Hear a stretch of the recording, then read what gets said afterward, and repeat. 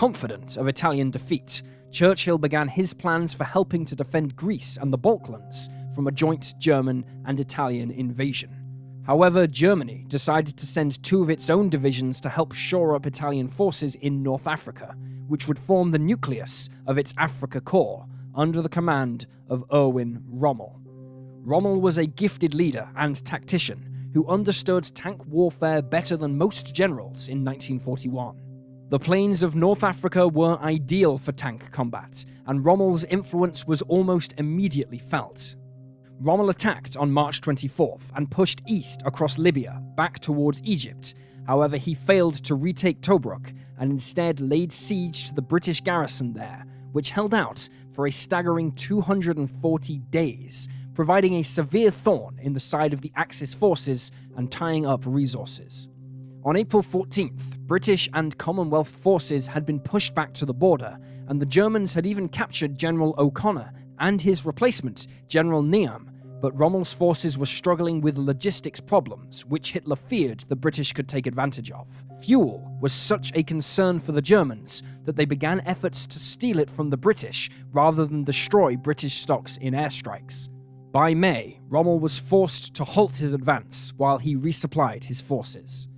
Under General Wavell, the British counterattacked in June, hoping to cut off Rommel's supplies and force him to surrender, but Rommel outmaneuvered them and the attack failed. As the year went on, the British became obsessed with killing Rommel, who earned the nickname Desert Fox, and even sent a commando raid to assassinate him, which ultimately failed. For the next few months, the battle lines fluctuated, but Rommel's logistical problems continued to hold him back, and worsened when Hitler began to focus more on other fronts. During this time, British forces also found themselves engaged in another, unexpected quarter against Iraq.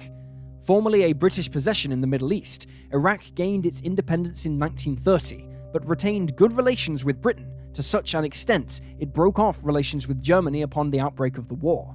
British aircraft and troops were also still stationed in the country to protect British interests, such as its oil reserves in the region.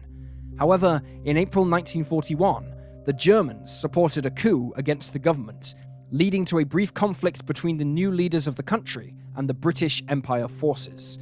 The British forces were ultimately successful, despite promises of Axis support such as German aircraft, which flew in Iraqi markings.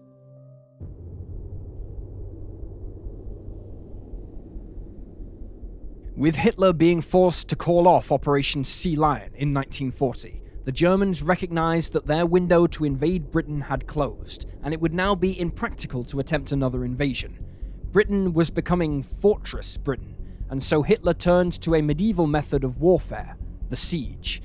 Hitler knew that Britain relied extremely heavily on war supplies, material, and even food coming from her empire and North America. Therefore, he turned to his navy, the Kriegsmarine, and tasked them to cut off this vital supply.